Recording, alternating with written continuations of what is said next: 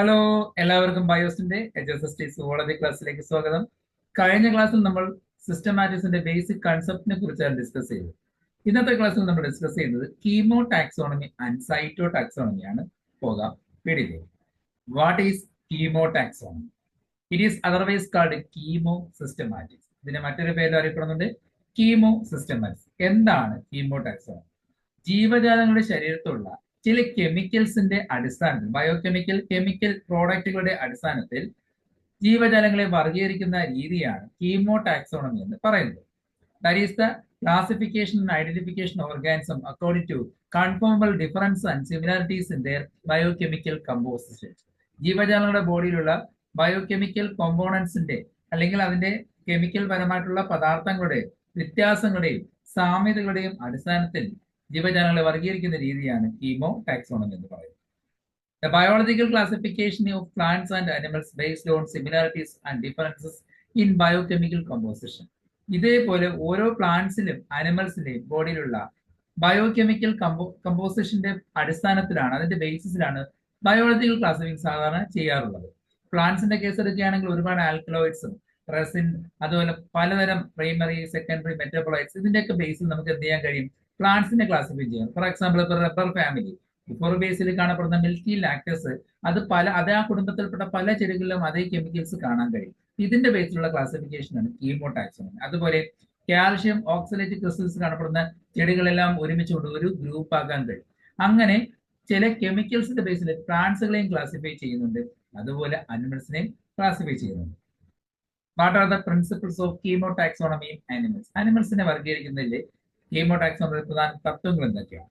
Kemo taxonomy is based on the idea that organisms with a closer genetic relationship tend to share similar biochemical characteristics. For example, ഒരു ഹ്യൂമനും ഒരു gorilla എടുക്കുമ്പോൾ നമ്മുടെ ബോഡിയിലുള്ള പല biochemical കമ്പോണന്റുകളും ഗൊറിലയുമായിട്ട് ഒരുപാട് സാദൃശ്യം കാണിക്കും. ജീവപരമായിട്ടാണെങ്കിൽ ഒരുപാട് സാദൃശ്യം കാണിക്കുന്നുണ്ട്. അതുപോലെ ചിമ്പൻസിയുമായിട്ട് വളരെയധികം സാദൃശ്യം കാണിക്കുന്നുണ്ട്. ഇങ്ങനെ ഒരു ജീവജാലത്തിന്റെ ബോഡിയിലുള്ള ജനറ്റിക് റിലേഷൻഷിപ്പിന്റെ ബേസിൽ നമുക്ക് എന്ത് ചെയ്യാം? ജീവജാലത്തോടുള്ള ബന്ധം മനസ്സിലാക്കാനും അവരെ വർഗീകരിക്കാനും കഴിയും. Researchers analyze various chemical compounds such as proteins, amino acids, nucleic acids, peptides and other metabolites to uncover taxonomic relationship. അതായത് നേരത്തെ പറഞ്ഞ കണക്ക് ഒരു ജീവജാലത്തിന്റെ പോലുള്ള പ്രോട്ടീൻസ്, ആ പ്രോട്ടീൻ എന്ന് പറയുന്നത് നമുക്കറിയാം DNA അല്ലെങ്കിൽ RNA പ്രവർത്തന ഫലമായിട്ട് ഉണ്ടാകുന്ന വസ്തുക്കളാണല്ലോ പ്രോട്ടീൻ. ആ പ്രോട്ടീൻ, അതുപോലെ അമിനോ ആസിഡുകൾ, അതുപോലെ ന്യൂക്ലിക് ആസിഡുകൾ, DNA അല്ലെങ്കിൽ RNA പ്രത്യേകതകൾ, പെപ്റ്റൈഡ്സ്, മറ്റു മെറ്റബോളൈറ്റ്സ്, ഇതിന്റെയൊക്കെ ഒരു സിമിലാരിറ്റി കൺസിഡർ ചെയ്തുകൊണ്ട് നമുക്ക് ഒരുപാട് ടാക്സോണമി റിലേഷൻഷിപ്പ് നമുക്ക് കണ്ടുപിടിക്കാൻ, അതുപോലെ മനസ്സിലാക്കാൻ പറ്റും. As proteins and other compounds are direct products of gene expression, they are considered to be less susceptible to environmental influences compared to some morphological features. അതായത് ജീൻ എക്സ്പ്രഷന്റെ ഫലമായിട്ടുണ്ടാകുന്ന പ്രോട്ടീനുകളും മറ്റ് കോമ്പൗണ്ടുകളും ഒരുപാട് മാറ്റങ്ങൾക്ക് വിധേയമാകുന്നില്ല. ഈ എൻവയോൺമെന്റൽ ഇൻഫ്ലുവൻസിന്റെ ബേസിൽ പല മാറ്റങ്ങൾക്ക് വിധേയമാകാറില്ല. അപ്പൊ അതിന്റെ ഒരു ബേസിൽ നമുക്ക് എന്ത് ചെയ്യാം? ജീവജാലങ്ങളെ ക്ലാസിഫൈ ചെയ്യാൻ എളുപ്പമായിരിക്കും. ജീൻ എക്സ്പ്രഷന്റെ ഫലമായിട്ടുണ്ടാകുന്ന പ്രോഡക്റ്റുകൾക്ക് വലിയ മാറ്റങ്ങൾ, എൻവയോൺമെന്റൽ വേരിയേഷന്റെ ഫലമായിട്ട് മാറ്റങ്ങൾ സംഭവിക്കാൻ ചാൻസ് വളരെ കുറവായതുകൊണ്ടാണ് അതിന്റെ അടിസ്ഥാനത്തിൽ നമുക്ക് ജീവജാലങ്ങളെ ക്ലാസിഫൈ ചെയ്യാൻ കഴിയും. What are the applications of chemo taxonomy in animals? ആനിമൽസിലെ കീമോ ടാക്സോണമിയുള്ള ആപ്ലിക്കേഷൻസ് എന്തൊക്കെയാണ്? ഒന്നാമത്തെ ആപ്ലിക്കേഷൻ ആണ് എസ്റ്റാബ്ലിഷിംഗ് എവല്യൂഷണറി റിലേഷൻഷിപ്പ്. അതായത് ജീവജാലങ്ങൾ തമ്മിലുള്ള പരിണാമ ബന്ധം മനസ്സിലാക്കുന്ന നമുക്ക് കീമോ ടാക്സോണമിയെ സഹായിക്കും. Comparing specific biochemical compounds like protein, amino acid, nucleic acid and peptide can reveal the revolutionary relationship between different animal groups. നേരത്തെ പറഞ്ഞു, പല ജീവജാലങ്ങളുള്ള പ്രോട്ടീനുകളോ അല്ലെങ്കിൽ അമിനോ ആസിഡുകളോ ന്യൂക്ലിക് ആസിഡുകളോ പെപ്റ്റൈഡുകളോ പരിശോധിക്കുകയാണെങ്കിൽ ഇവ തമ്മിലുള്ള ഒരു സാമ്യം കണക്കിലെടുക്കുകയാണെങ്കിൽ അവയെ തമ്മിലുള്ള ബന്ധം ആ ജീവജാലങ്ങൾ തമ്മിലുള്ള ബന്ധം മനസ്സിലാക്കാൻ പറ്റും. നേരത്തെ പറഞ്ഞ നമുക്ക് സിമിലർ ക്യാരക്ടേഴ്സ് ഉള്ളവർക്കായിരിക്കും സിമിലർ കെമിക്കൽ കോമ്പൗണ്ട്സ് കോമൺ ആയിട്ട് കാണപ്പെടുന്നത്.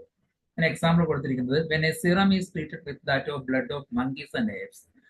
ഹ്യൂമൻ സിറം ആണ്. നമ്മുടെ ഹ്യൂമൻ സിറമിന്റെ സിറം എടുത്തിട്ട് അത് മങ്കിയുമായിട്ടോ അല്ലെങ്കിൽ ഏപ്സുമായിട്ടോ നമ്മൾ ട്രീറ്റ് ചെയ്യുകയാണെങ്കിൽ ഒരു ക്ലിയർ വൈറ്റ് പ്രസിപ്പിറ്റേറ്റ് ഫോം ചെയ്യുന്നത് കാണാൻ പറ്റും. എന്നാൽ ഇതേ സിറം മറ്റ് അനിമൽസ് ആയ ഡോഗിന്റെയോ കാറ്റിന്റെയോ കൗവിന്റെയോ സിറവുമായിട്ട് പ്രസിപ്പിറ്റേറ്റ് ചെയ്യുമ്പോൾ അല്ലെങ്കിൽ റിയാക്ട് ചെയ്യുമ്പോൾ അവിടെ പ്രസിപ്പിറ്റേഷൻ ഉണ്ടാകുന്നത് കാണാൻ കഴിയുന്നില്ല. അതിന്റെ അർത്ഥം എന്തായിരിക്കും? ഹ്യൂമൻ ബ്ലഡ് അല്ലെങ്കിൽ ഹ്യൂമൻ സിറമോ വളരെയധികം മങ്കീസിന്റെ ആപ്സിന്റെ സിറമായിട്ട് ഒരുപാട് ബന്ധപ്പെട്ടിരിക്കുന്നത് അല്ലെങ്കിൽ റിലേറ്റ് ചെയ്തിരിക്കുന്നത്, ക്ലോസ്ലി റിലേറ്റഡ് ആണ് നമുക്ക് ഇതിലൂടെ മനസ്സിലാക്കാൻ പറ്റും. Similarly, the basic structure of nucleic acid, that is DNA or RNA, across living organisms suggest a common ancestry. അതായത് നമ്മുടെ ശരീരത്തുള്ള DNA അല്ലെങ്കിൽ RNA അല്ലെങ്കിൽ ജീവജാല ശരീരത്തുള്ള DNA അല്ലെങ്കിൽ RNA പരിശോധിക്കുകയാണെങ്കിൽ ഒരേ തരം സ്വഭാവം കാണിക്കുന്നവർ ഒരേ പൂർവികരിൽ നിന്ന് ഉണ്ടായവരാണെന്ന് മനസ്സിലാക്കാൻ സാധിക്കും. The consistent use of specific digestive enzyme like pepsin, trypsin, amylase, lipase in various animals point towards shared evolutionary pathways. അതായത് ഒരേ എവല്യൂഷന്റെ പാത്വേ കാണിക്കുന്ന പരിണാമ സ്വഭാവം കാണിക്കുന്ന ജീവജാലങ്ങളിലെ ഒരേ തരം ഡൈജസ്റ്റീവ് എൻസൈം ആയിരിക്കും അവരുടെ ബോഡിയിൽ കാണപ്പെടുന്നത്. അതും ഒരു ബയോ കെമിസ്ട്രി പരമായിട്ടുള്ള കീമോ ടാക്സോണമി വർക്കാണ്. The similar chemical nature of hormones like thyroxine, insulin across animal group demonstrate fundamental relationship between them. നേരത്തെ പറഞ്ഞത് ജീവജാലങ്ങൾ കാണപ്പെടുന്ന ചില ഹോർമോണുകളുടെ പ്രത്യേകത, ഫോർ എക്സാമ്പിൾ തൈറോക്സിൻ, ഇൻസുലിന്റെ ഒക്കെ ഹോർമോണുകളുടെ സാമ്യം പരിശോധിക്കുകയാണെങ്കിൽ അവ ഏതൊക്കെ ജീവികൾ തമ്മിലാണ് ബന്ധപ്പെട്ടിരിക്കുന്നത്, റിലേറ്റഡ് ആയിട്ടിരിക്കുന്നത് മനസ്സിലാക്കാൻ സഹായിക്കും. The composition of body fluids resembling seawater in both aquatic and terrestrial animals suggests the origin of life in ocean. അതായത് ഇപ്പൊ നമ്മുടെ സീ വാട്ടറിൽ കാണപ്പെടുന്ന അല്ലെങ്കിൽ അക്വാട്ടിക് റീജിയൻ മറൈൻ വാട്ടറിൽ കാണപ്പെടുന്ന ജീവജാലങ്ങളുടെ ബോഡി ഫ്ലൂയിഡ് പരിശോധിക്കുകയാണെങ്കിൽ ആ ബോഡി ഫ്ലൂയിഡ് ടെറസ്ട്രിയൽ അനിമൽസുമായിട്ട് എന്തെങ്കിലും ബന്ധമുണ്ടോ, അല്ലെങ്കിൽ അവരുടെ ലൈഫ് ആ ടെറസ്ട്രിയൽ കാണപ്പെടുന്ന ലൈഫ് എന്താ മറൈൻ ഫോംസ് അല്ലെങ്കിൽ ലൈഫ് ഉണ്ടായത് ഓഷനിൽ നിന്നാണോ അതിനുശേഷമാണോ അവർ കരയിലേക്ക് എത്തിപ്പെട്ടത് എന്നതൊക്കെ മനസ്സിലാക്കാൻ സഹായിക്കും. The presence of two types of phosphogens like phosphoarginine and phosphocreatine in different vertebrate and invertebrate groups can provide insight to evolutionary transition. അതായത് നേരത്തെ പറഞ്ഞ കണക്ക് പല നട്ടലുള്ള ജീവികളിലും കശേരുകികൾ എന്ന് പറയും, നട്ടമില്ലാത്ത അകശേരുകളുടെ എടുക്കുകയാണെങ്കിൽ, നട്ടമില്ലാത്ത ജീവികൾ എടുക്കുകയാണെങ്കിൽ ഇവരുടെ ബോഡിയിലുള്ള രണ്ട് ടൈപ്പ് ഫോസ്ഫോജൻസ് ആയ ഫോസ്ഫോ ആർജിനും ഫോസ്ഫോ ക്രിയാറ്റിനും പരിശോധിക്കുമ്പോൾ ഇവ തമ്മിലുള്ള ബന്ധം അല്ലെങ്കിൽ ട്രാൻസിഷൻ നമുക്ക് മനസ്സിലാക്കാൻ സഹായിക്കും. അടുത്തൊരു ആപ്ലിക്കേഷൻ ആണ് സ്പീഷീസ് ഐഡന്റിഫിക്കേഷൻ ആൻഡ് ഡിഫറൻസിയേഷൻ. ആ പേര് തന്നെ ഉണ്ട്, ജീവജാലങ്ങളെ തിരിച്ചറിയാനും അവരെ വർഗീകരിക്കാനും സഹായിക്കും. Chemotaxonomy can assist in identifying and classifying animals, particularly in cases where morphological characteristics are insufficient or misleading. അതായത് ജീവജാലങ്ങൾ വർഗീകരിക്കാൻ നമ്മൾ എപ്പോഴായിരിക്കും ഈ ഒരു കീമോടാക്സോണമി ഉപയോഗിക്കുന്നത്? ചില ജീവികളുടെ മോർഫോളജിക്കൽ ഫീച്ചേഴ്സോ അങ്ങനെയുള്ള ക്യാരക്ടേഴ്സ് പൂർണ്ണമായിട്ട് നമുക്ക് ലഭ്യമാകാത്ത കണ്ടീഷൻ വരികയാണെങ്കിലോ അല്ലെങ്കിൽ അത് മിസ്സാവുന്ന കണ്ടീഷനിലാണെങ്കിൽ അത്തരം ജീവികളിൽ നിന്ന് കിട്ടുന്ന ചില കെമിക്കൽ കമ്പോണൻസിന്റെ ബേസിൽ നമുക്ക് ജീവജാലങ്ങൾ എന്ത് ചെയ്യാം, ഐഡന്റിഫൈ ചെയ്യാനും അവയെ അതിന്റെ കറക്റ്റ് ഗ്രൂപ്പിൽ ഉൾപ്പെടുത്താനും നമുക്ക് പറ്റും. For instance, compare the amino sequence of common proteins in different species can help differentiate between closely related groups. അതായത് നേരത്തെ പറഞ്ഞ പല ജീവികൾ തമ്മിൽ അമിനോസിന്റെ ഒരു പ്രത്യേകത, പ്രോട്ടീനിൽ കാണുന്ന അമിനോസിന്റെ ഒരു ആ ചെയിലുള്ള അമിനോസിന്റെ നേച്ചർ പരിശോധിക്കുകയാണെങ്കിൽ ജീവജാലങ്ങൾ തമ്മിലുള്ള ബന്ധം നമുക്ക് മനസ്സിലാക്കാൻ സഹായിക്കും. അടുത്തൊരു ആപ്ലിക്കേഷൻ ആണ് അണ്ടർസ്റ്റാൻഡിങ് അഡാപ്റ്റേഷൻസ് ആൻഡ് എക്കോളജി. ജീവജാലങ്ങളുടെ അഡാപ്റ്റേഷൻ, എക്കോളജിയുമായി ബന്ധപ്പെട്ടുള്ള അഡാപ്റ്റേഷൻ മനസ്സിലാക്കാൻ ആ ജീവജാലങ്ങളിലെ കെമിക്കൽസിന്റെ ഒരു പഠനത്തിലൂടെ നമുക്ക് മനസ്സിലാക്കിയെടുക്കാൻ പറ്റും. Analyzing the chemical composition of animals can offer insight into their adaptation to different environments and their ecological role. ഒരു പലതരം കാലാവസ്ഥയുമായി അല്ലെങ്കിൽ പലതരം പരിസ്ഥിതിയിലെ ഓരോ ജീവജാലം പൊരുത്തപ്പെടുന്നത് എങ്ങനെ, അഡാപ്റ്റഡ് ആയിട്ട് ജീവിക്കുന്നത് എങ്ങനെ, അതിന്റെ റോൾ എന്താണെന്ന് മനസ്സിലാക്കാൻ ആ ജീവജാലങ്ങളുടെ കെമിക്കൽ അനാലിസിസ് വഴി നമുക്ക് സാധ്യമാകുന്നതായിരിക്കും. For example, studying the presence of specific visual pigments like porphyropsin and rhodopsin can help trace the freshwater or marine ancestry of vertebrates. Fresh വാട്ടറിൽ അല്ലെങ്കിൽ മറൈൻ വാട്ടറിൽ കാണപ്പെടുന്ന വെർട്ടിബ്രേറ്റ്സിന്റെ ആൻസസ്ട്രി, പൂർവികരെ മനസ്സിലാക്കാൻ അവരുടെ ബോഡിയിലുള്ള പിഗ്മെന്റ്സ്, വിഷ്വൽ പിഗ്മെന്റ്സിലൂടെ നമുക്ക്, അത് പോർഫോറോക്സിൻ അല്ലെങ്കിൽ റോഡോപ്സിൻ തുടങ്ങിയ പിഗ്മെന്റ്സിന്റെ സ്റ്റഡിയിലൂടെ അല്ലെങ്കിൽ അവരുടെ കമ്പാരിസണിലൂടെ നമുക്ക് മനസ്സിലാക്കിയെടുക്കാൻ പറ്റും. Unlike the nitrogenous excretory products can reveal the aquatic or terrestrial adaptations of animals. അതായത് ബോഡിയിലുള്ള excretory product, nitrogenous excretory products, ആ പ്രോഡക്റ്റിന്റെ അനാലിസിസ് വഴി നമുക്ക് ജലത്തിൽ ജീവിക്കുന്ന അല്ലെങ്കിൽ കരയിൽ ജീവിക്കുന്ന ജീവജാലങ്ങളുടെ അഡാപ്റ്റേഷന്റെ ബന്ധം മനസ്സിലാക്കാൻ സാധിക്കും. അടുത്തൊരു application forensic and conservation application. ചില ജീവജാലങ്ങളുടെ കിട്ടുന്ന അവൈലബിൾ ആവുന്ന ചില കെമിക്കൽസ്, അതുകൊണ്ട് DNA ആകാം, അതായത് മൈറ്റോക്കോൺഡ്രിയൽ DNA ആകാം അല്ലെങ്കിൽ ന്യൂക്ലിയർ DNA ആകാം. ഈ DNA യുടെ ഒരു സിമിലാരിറ്റി പാറ്റേൺ അല്ലെങ്കിൽ അതിനകത്തുള്ള കെമിക്കൽ കമ്പോണൻസിന്റെ ബേസിസിൽ നമുക്ക് എന്ത് ചെയ്യാൻ കഴിയും? ജീവജാലങ്ങളെ ഐഡന്റിഫൈ ചെയ്യാനും വൈൽഡ് ലൈഫ് ഫോറൻസിക് കേസിൽ ഐഡന്റിഫൈ ചെയ്യാനും അതിനെ കൺസർവേഷൻ എഫോർട്ട് എടുക്കാനും പറ്റും. അല്ലെങ്കിൽ ഒരു കാട്ടിലൊരു ജീവജാലം ചത്തു കിടക്കുന്നു, അതിന്റെ അവശിഷ്ടത്തിൽ നിന്നും ഇത് ഏത് ഗ്രൂപ്പിൽപ്പെട്ട ജീവിയാണെന്ന് മനസ്സിലാക്കാനും അതിനെ കൺസർവ് ചെയ്യേണ്ട ആവശ്യകത നമുക്ക് മനസ്സിലാക്കിയെടുക്കാൻ പറ്റും. ഇത്തരം കീമോടാക്സോണിന്റെ ലിമിറ്റേഷൻസ് എന്തൊക്കെയാണ്? ഒന്നാമത്തെ ലിമിറ്റേഷൻ ആണ് എൻവയോൺമെന്റൽ വേരിയബിലിറ്റി. അതായത് എൻവയോൺമെന്റൽ ഇൻഫ്ലുവൻസസ് പല റേഡിയേഷൻ കാരണം മറ്റേതെങ്കിലും ഫാക്ടർ കാരണം നമ്മുടെ ജീൻ പരമായിട്ടുള്ള വേരിയേഷൻസ് ഉണ്ടാവാനുള്ള ചാൻസ് വളരെ കൂടുതലാണ്. അങ്ങനെ ജീൻ വേരിയേഷനുള്ള ജീവികളുടെ ജനറ്റിക്കോ അല്ലെങ്കിൽ മറ്റ് കെമിക്കൽസിന്റെ പ്രസൻസിൽ പെട്ടെന്ന് നമുക്ക് അവയെ കണ്ടെത്താനോ ഐഡന്റിഫൈ ചെയ്യാനോ ക്ലാസിഫൈ ചെയ്യാനോ കഴിയില്ല. സിമ്പിൾ ആയിട്ട് പറഞ്ഞാൽ കോവിഡിന്റെ പല വകഭേദങ്ങൾ ഇറങ്ങിയല്ലോ. അപ്പോൾ അങ്ങനെ പല പല ഡൈവേഴ്സ് ഫോം വേരിയബിലിറ്റി ഇറങ്ങുന്നത് കൊണ്ട് തന്നെ ഒരു ഫിക്സഡ് ആയിട്ടുള്ള ഒരു വാക്സിൻ കണ്ടെത്താൻ ആദ്യം കഴിഞ്ഞു. കാരണം ഓരോ തവണ ഉണ്ടാകുന്നതിന് പല വേരിയേഷൻസ് ആണല്ലോ. ഇതേപോലെ എൻവയോൺമെന്റൽ വേരിയേഷൻസ് ഉണ്ടാകുന്നത് കൊണ്ട് തന്നെ ആ വേരിയേഷൻസ് വെച്ചുകൊണ്ട് നമുക്ക് ഈസി ആയിട്ട് ജീവജാലങ്ങൾ കണ്ടെത്താൻ ചില കേസിൽ സാധ്യമാകില്ല. കോംപ്ലക്സിറ്റി ഓഫ് ആനിമൽ കെമിസ്ട്രി, അതായത് ജീവജാലങ്ങളുടെ ബോഡി നിർമ്മിച്ചിരിക്കുന്ന പലതരം കെമിക്കൽ കമ്പോണന്റ് കൊണ്ടാണ്. അത് എല്ലാ ജീവികളിലും ഒരുപോലെ ആണല്ലോ. ഇപ്പൊ ഹ്യൂമനുമായി ബന്ധപ്പെട്ട ജീവികളിൽ ചിലപ്പോൾ സിമിലറിറ്റി കാണിക്കും, മറ്റു ജീവികൾ അത് സിമിലർ ആയിരിക്കണമെന്നില്ല. അപ്പൊ അതിന്റെ ഒരു പരിണിത ഫലം എന്ന് പറയുന്നത് എല്ലാ ജീവികളെയും ഇതേപോലെ നമ്മൾ ഇപ്പൊ ചെയ്യുന്ന രീതിയിൽ നമുക്ക് കെമിക്കൽ അനാലിസിലൂടെ ഗ്രൂപ്പ് ചെയ്യാനോ കണ്ടെത്താനോ കഴിയില്ല. ലിമിറ്റഡ് അവൈലബിലിറ്റി ഓഫ് ഡേറ്റ, നമുക്ക് കിട്ടുന്ന ഡേറ്റയുടെ അവൈലബിലിറ്റിയുടെ അളവ് അനുസരിച്ച് ചിലപ്പോൾ വളരെ കുറച്ച്, ഇപ്പൊ നേരത്തെ നമുക്ക് ഒരു DNA മാത്രം കിട്ടുകയാണെങ്കിൽ ഒരു അവശിഷ്ടത്തെ DNA കിട്ടിക്കഴിഞ്ഞാൽ ആ DNA വെച്ചുകൊണ്ട് നമുക്ക് എക്സാക്ട് ആ ജീവി ഏത് ഗ്രൂപ്പാണ് ഏത് സ്പീഷീസ് ആണ് കണ്ടെത്താൻ ചിലപ്പോൾ കഴിയണമെന്ന് ഇല്ല. അടുത്താണ് സൈറ്റോടാക്സോണമി. സൈറ്റോളജിക്കൽ ക്യാരക്ടേഴ്സ് ആയ എസ്പെഷ്യലി ക്രോമസോമിന്റെ ബിഹേവിയറോ അതിന്റെ സൈസോ നമ്പറോ വെച്ചിട്ട് ജീവജാലങ്ങളെ വർഗീകരിക്കുന്ന രീതിയാണ് സൈറ്റോടാക്സോണമി എന്ന് പറയുന്നത്. Cytotaxonomy is a branch of biology that classifies and studies the relationship between organisms based on their cellular characteristics, particularly their chromosome. സെല്ലിന്റെ കോശവുമായി ബന്ധപ്പെട്ട ക്യാരക്ടേഴ്സ് ഫീച്ചറായ അല്ലെങ്കിൽ ക്യാരക്ടേഴ്സ് ഫീച്ചറായ പ്രത്യേകിച്ച് അതിന്റെ ക്രോമസോമിന്റെ നമ്പർ, സൈസ് തുടങ്ങിയ ക്യാരക്ടേഴ്സിന്റെ ബേസിൽ ജീവജാലങ്ങളെ ഐഡന്റിഫൈ ചെയ്ത് വർഗീകരിക്കുന്ന രീതിയാണ് സൈറ്റോടാക്സോണമി എന്ന് പറയുന്നത്. It involves analyzing chromosome number, structure, behavior during cell division to understand evolutionary connection between different species. ജീവജാലങ്ങളുടെ ബോഡിയിലുള്ള ക്രോമസോം നമ്പറിന്റെ അതിന്റെ സ്ട്രക്ചറിന്റെ അതിന്റെ behaviour of cell division during cell division, അതായത് സെൽ ഡിവിഷൻ സമയത്ത് ഉണ്ടാകുന്ന മാറ്റത്തിന്റെ അടിസ്ഥാനത്തിൽ ജീവജാലങ്ങളുള്ള എവല്യൂഷണപരമായിട്ടുള്ള ബന്ധം, പരിണാമ ബന്ധം മനസ്സിലാക്കിയെടുക്കാൻ സാധിക്കും. Position of centromere and meiotic behaviour of A taxon may be constant and provide valuable taxonomic evidence. ഒരു ഗ്രൂപ്പിൽപ്പെട്ട ഒരു ടാക്സോണിൽപ്പെട്ട ജീവജാലങ്ങളെല്ലാം ഒരേ ടൈപ്പ് മിയോട്ടിക് ഡിവിഷൻ ആയിരിക്കും. ആ പാറ്റേൺ സെയിം ആയിരിക്കും കാണിക്കുന്നത്. അതിന്റെ സെൻട്രോമിന്റെ പൊസിഷനും സെയിം ആയിരിക്കും. ഫോർ എക്സാമ്പിൾ ഏതെങ്കിലും ഒരു ടാക്സോണൊക്കെ ആണെങ്കിൽ, ഹ്യൂമൻ ഒരു ടാക്സോണൊക്കെ ആണെങ്കിൽ ആ ടാക്സോണിൽപ്പെട്ട ജീവജാലങ്ങളെല്ലാം ഒരേ ടൈപ്പ് സെൻട്രോമിയർ പൊസിഷനുള്ള ക്രോമസോം ആയിരിക്കും, ഒരേ ടൈപ്പ് മിയോസിന്റെ ബിഹേവിയർ ആയിരിക്കും കാണപ്പെടുന്നത്. അതിന്റെ ബേസിൽ നമുക്ക് ജീവജാലങ്ങളെ ഐഡന്റിഫൈ ചെയ്യാനും ഗ്രൂപ്പ് ചെയ്യാനും പറ്റുന്നതായിരിക്കും. ക്രോമസോം നമ്പർ ഓരോ ജീവികളിലും കോൺസ്റ്റന്റ് ആണ്. ഫോർ എക്സാമ്പിൾ മനുഷ്യർ 46, മനുഷ്യരുമായി ബന്ധപ്പെട്ട് അടുത്ത ബന്ധം കാണിച്ച് ചിമ്പൻസിക്ക് 48 എന്ന് പറയുന്നുണ്ട്. അപ്പൊ ആ ഒരു നമ്പറിന്റെ ബേസിൽ നമുക്ക് പരിശോധിക്കും, ക്രോമസോം നമ്പറിന്റെ ബേസിലും. പിന്നെ മറ്റ് ഫീച്ചേഴ്സിൽ എടുക്കുകയാണെങ്കിൽ മാനിനെയും ചിമ്പൻസിനെയും നമുക്ക് ഒരു ഗ്രൂപ്പിൽ പെടുത്തിക്കൂടെ, ഒരു ഓർഡറിലോ ഒരു ക്ലാസ്സിലോ ഉൾപ്പെടുത്താൻ പറ്റുമല്ലോ അല്ലെ. അപ്പൊ അങ്ങനെ ജീവജാലങ്ങളുടെ സെല്ലുലാർ ക്യാരക്ടേഴ്സിന്റെ ബേസിൽ ക്ലാസിഫൈ ചെയ്യുന്ന രീതിയാണ് സൈറ്റോടാക്സോണമി എന്ന് പറയുന്നത്. ഫാദർ ഓഫ് സൈറ്റോടാക്സോണമി എന്നറിയപ്പെടുന്നത് കാൾസ് ലിനേസ് തന്നെയാണ്. Chromosomal studies R useful in 2 different levels. നമ്മളിങ്ങനെ ക്രോമസോമൽ സ്റ്റഡി നടത്തുന്നത് 2 രീതിയിൽ നമുക്ക് ഉപയോഗം കിട്ടും. അത് എന്തൊക്കെയാണെന്ന് വെച്ചാൽ they aid in the comparison of closely related species including sibling species.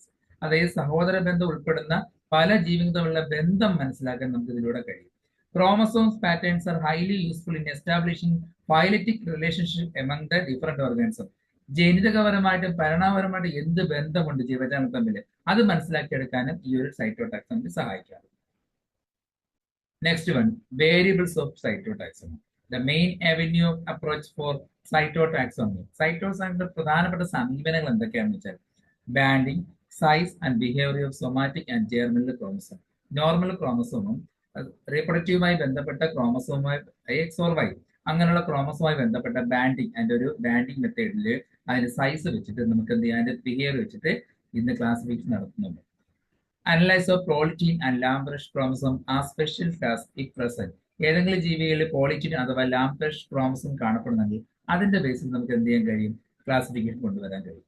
M chromosomes in heteropterans. ഹെറ്ററോട്ടറൻസിന്റെ ഒരു ഇൻസെക്ട് ഗ്രൂപ്പാണ്. ആ ഗ്രൂപ്പിൽ പെടുന്ന മാക്രോ ക്രോമസോമിന്റെ പ്രസൻസിൽ നമുക്ക് ജീവജാലങ്ങളെ വർഗീകരിക്കാൻ കഴിയും. അതായത് macro and micro chromosome in vertebrates. വെർട്ടിബ്രേറ്റ്സിൽ കാണപ്പെടുന്ന മാക്രോ അല്ലെങ്കിൽ മൈക്രോ ക്രോമസോമിന്റെ ബേസിൽ അവരെയും നമുക്ക് ഗ്രൂപ്പ് ചെയ്യാൻ കഴിയും. Rubber and meiosis in some scale, insect, fungus and gulp midges, biting and sucking lice.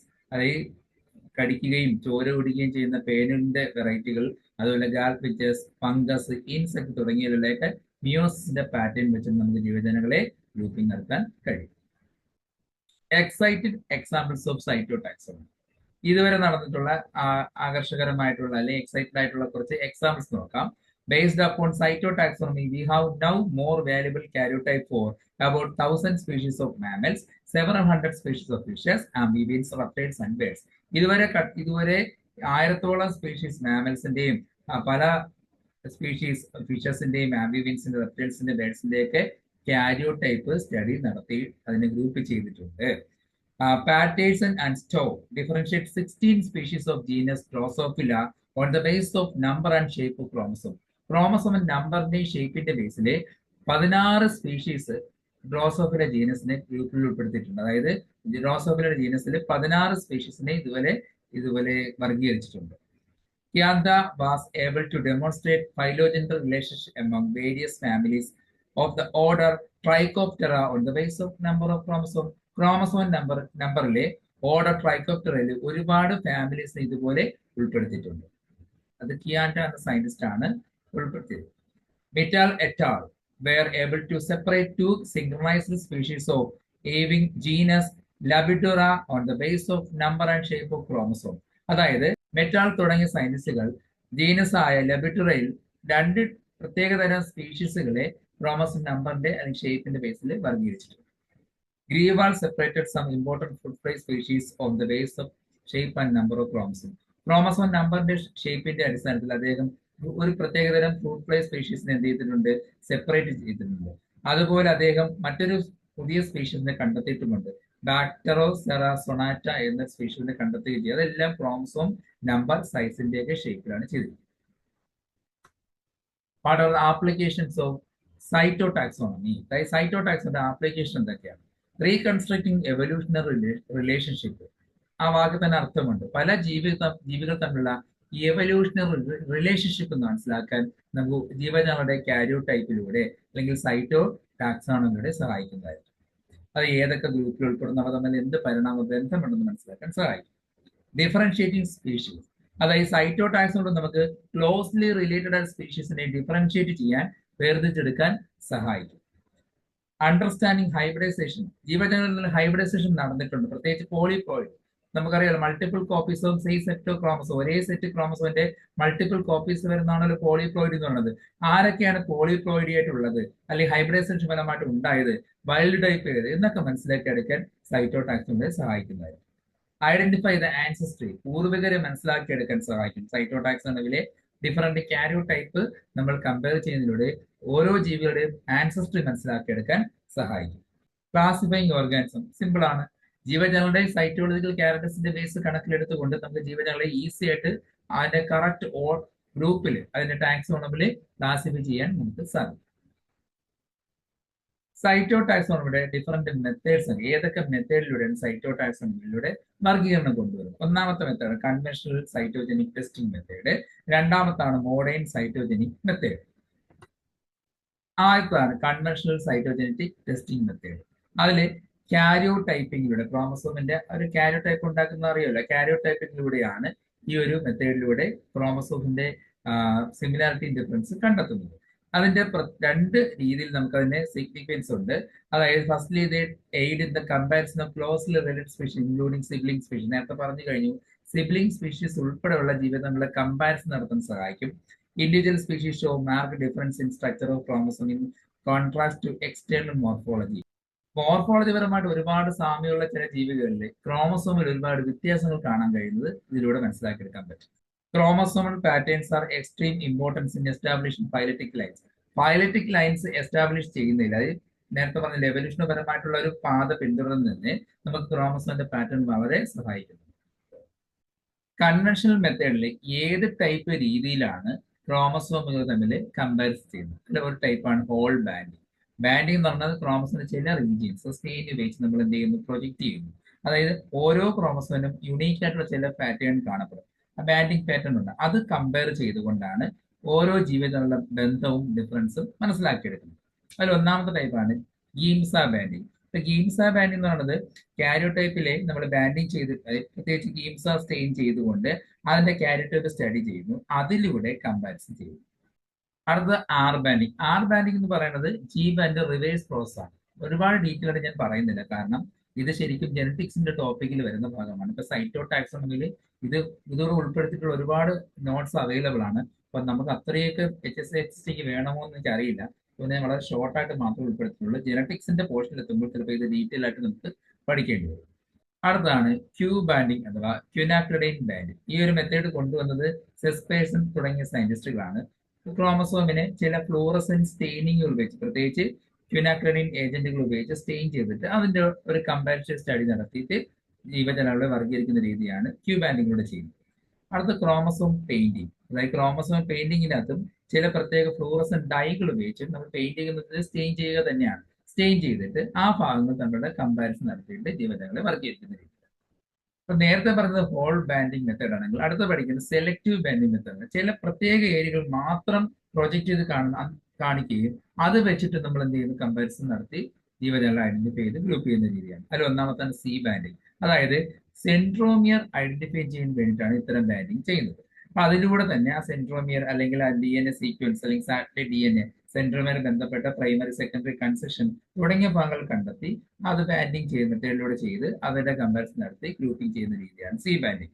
അത് പ്രത്യേകിച്ച് ഇത് ഏറ്റവും കൂടുതൽ സിഗ്നിഫിക്കന്റ് ആയിട്ടുള്ളത് ക്രോമസോം 1, 9, 16 വൈ ക്രോമസോം. അടുത്തതാണ് ടി ബാൻഡ്. ടി ബാൻഡ് എന്നത് നേരത്തെ പഠിച്ച ആർ ബാൻഡ് ഒരു മോഡിഫിക്കേഷൻ ആണ്. ഇത് telomere, chromosome telomere end portion അത് ബാൻഡിങ് ചെയ്യാനാണ് കൂടുതലും ഈ മെത്തേഡ് ഉപയോഗിക്കുന്നത്. അടുത്താണ് NOR ബാൻഡിങ്. അതായത് ന്യൂക്ലിയർ ഓർഗനൈസേഷൻ റീജിയൻ പ്രൊജക്ട് ചെയ്ത് അതിലൂടെ കമ്പാരിസൺ നടത്തിയിട്ടുള്ള ക്ലാസിഫിക്കേഷൻ. ഇത് കൂടുതലും ചെയ്തത് അക്രോസിന്റെ ക്രോമസോമായ 13, 14, 15, 21 and 22 ക്രോമസോം, പ്രത്യേകിച്ച് മനുഷ്യന്റെ അക്രോസിന്റെ ക്രോമസോമിലൊക്കെയാണ് ഇത് കൂടുതലും ആപ്ലിക്കബിൾ ആയിട്ട്. ഇപ്പോൾ പഠിച്ച കൺവെൻഷണൽ മെത്തേഡിന്റെ ലിമിറ്റേഷൻസ് എന്തൊക്കെയാണ്? നേരത്തെ പറഞ്ഞ രീതിയിലുള്ള ബാൻഡിങ് മെത്തേഡ് നമുക്ക് വിസിബിൾ ആവണമെങ്കിൽ 1000x സോയിൽ ഇമേഷൻ എല്ലാം മെത്തേഡുകൾ ഉപയോഗിക്കേണ്ടി വരും. അത് എപ്പോഴും പോസിബിൾ ആവണമെന്നില്ല. അതുപോലെ തന്നെ ഇതിന്റെ സ്ട്രക്ചറൽ ചേഞ്ചസ് നമുക്ക് ചെറിയ സൈസിലുള്ള ബാൻഡിങ് മെത്തേഡിൽ മാത്രം ഒതുങ്ങി പോകുന്നു. ആ ഒരു സൈസിൽ മാത്രമേ നമുക്ക് ചെയ്തെടുക്കാനും പറ്റൂ. വലിയ സൈസിൽ ഇത് ചിലപ്പോൾ ആപ്ലിക്കബിൾ ആവണമെന്ന് നിർബന്ധമില്ല. ഈ ഒരു ഇങ്ങനെയുള്ള ലിമിറ്റേഷൻസ് കാരണം കൺവെൻഷണൽ മെത്തേഡ് എപ്പോഴും സക്സസ് ആകണമെന്നില്ല. മോഡേൺ സൈറ്റോജനറ്റിക് ടെസ്റ്റിംഗ് മെത്തേഡുകൾ, ഇത് നമുക്ക് ഡീറ്റെയിൽ ആയിട്ട് ജനറ്റിക്സിന്റെ മറ്റു ടോപ്പിക്കിൽ പഠിക്കാനുണ്ട്. അതുകൊണ്ട് ഞാൻ പേര് മാത്രമേ കൊടുത്തിട്ടുള്ളൂ.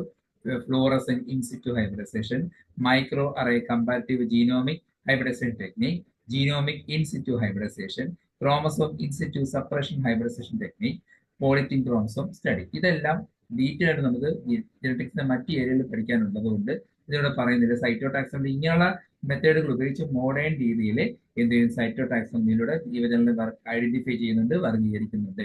അതായത് വളരെ നേരത്തെ പറഞ്ഞ ചില ക്യാരക്ടേഴ്സ് നമുക്ക് അവ്യക്തമാണെങ്കിൽ ലഭ്യമാകുന്ന ചില ക്യാരക്ടേഴ്സ് ജീനോമിന്റെ അല്ലെങ്കിൽ ക്രോമസോമിന്റെ ക്യാരക്ടേഴ്സ് വെച്ചിട്ട് ഈ പറഞ്ഞ മെത്തേഡിലൂടെ ജീവിതത്തിൽ തമ്മിലുള്ള ബന്ധം മനസ്സിലാക്കി അവയെ ഗ്രൂപ്പ് ചെയ്യാൻ സഹായിക്കും. അപ്പോൾ ഇന്നത്തെ ക്ലാസ്സിൽ നമ്മൾ സൈറ്റോടാക്സോണമി കീമോടാക്സോണമി ഡിസ്കസ് ചെയ്തത് വളരെ കുറച്ച് മാത്രമേ ഞാൻ ഉൾപ്പെടുത്തിയിട്ടുള്ളൂ. വലിയ ടോപ്പിക്കാണ്. അപ്പോൾ നമുക്ക് ടാക്സോണമി സിസ്റ്റമാറ്റിക്സിന്റെ അകത്തേക്ക് ഇതിൽ കൂടുതൽ ടോപ്പിക്ക് വേണ്ട എന്നൊരു കാഴ്ചപ്പാടിലാണ് ഞാൻ വളരെ കട്ട് ഔട്ട് ചെയ്ത് ഈ നോട്ട് തയ്യാറാക്കിയിരിക്കുന്നത്. കിട്ടിയ നോട്ട് നിങ്ങൾ കുറച്ചുകൂടെ നിങ്ങൾക്ക് കിട്ടുന്ന രീതിയിൽ എന്ത് ചെയ്യുക, നോട്ട് കുറച്ചുകൂടെ വലുതാക്കി അല്ലെങ്കിൽ അതിനകത്ത് മോർ പോയിന്റ്സ് ആഡ് ചെയ്ത് പഠിക്കുക. ക്ലാസ് മനസ്സിലായെങ്കിൽ ലൈക്ക് ചെയ്യുക, സബ്സ്ക്രൈബ് ചെയ്യുക. അടുത്ത ക്ലാസ്സിൽ മറ്റൊരു ടോപ്പിക്കായിട്ട് കാണാം. എല്ലാവർക്കും ശുഭദിനം നേരുന്നു.